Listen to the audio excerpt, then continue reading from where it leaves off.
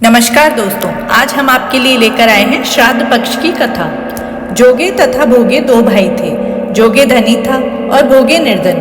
दोनों में अत्यंत प्रेम था।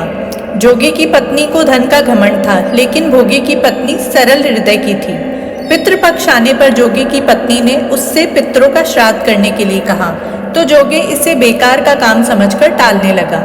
लेकिन उसकी पत्नी जानती थी कि यदि ऐसा नहीं किया तो लोग बातें बनाएंगे। साथ ही उसे अपने मायके वालों को दावत पर बुलाना और अपनी अमीरी दिखाने का यह सही अवसर लगा। अंत में वो बोली, आप मेरी परेशानी की वजह से ऐसा कह रहे हैं तो मैं सहायता के लिए भोगे की पत्नी को बुला लूंगी। दोनों मिलकर साथ में काम कर लेंगे। फिर उसने जोगे को अपनी मायके में न्योता देने के लिए भेज दिया।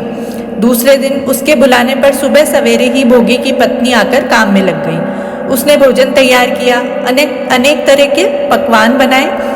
फिर वह सभी काम खत्म करके अपने घर आ गई। उसे भी अपने घर पर पितरों का श्राद्ध तर्पण करना था। इस मौके पर जोगे की पत्नी ने उसे नहीं रोका और ना वह रुकी। दोपहर के समय पितर भूमि पर उतरे।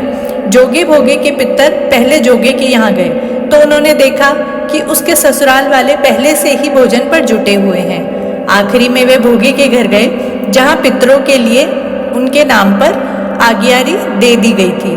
पितरों ने अगियारी की राख चाटी और भूखे ही नदी के तट पर पहुंच गए। थोड़ी देर में सभी पितर एकत्र हुए और अपने अपने यहाँ के श्राद्धों की तारीफ करने लगे। जोगे भोगे के पितरों ने अपनी आपबीती कही।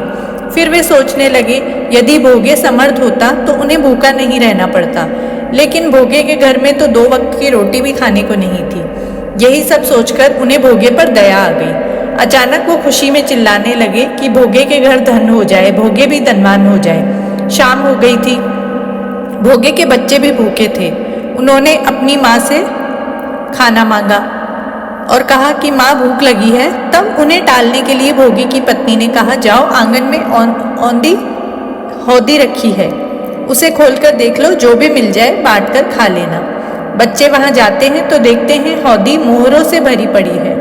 वे दौड़कर माँ के पास पहुंचे और सारी बात बताई। आंगन में जब भोगे की पत्नी ने यह सब देखा तो वह भी हैरान रह गई। इस तरह भोगे भी धनवान हो गया। धन पाकर वह कभी घमंडी नहीं हुआ। अगले साल का पितृपक्ष आया। भोगे की पत्नी ने श्राद्ध के दिन 56 प्रकार के भोज बनाए। ब्राह्मणों को अपने घर बुलाकर श्राद्ध किया, भोजन कराया और दक्षिणा दी। सोने चांदी के बर्तन में जेठ जेठानी को भी भोजन कराया। इससे पितर बहुत प्रसन्न और तृप्त हुए।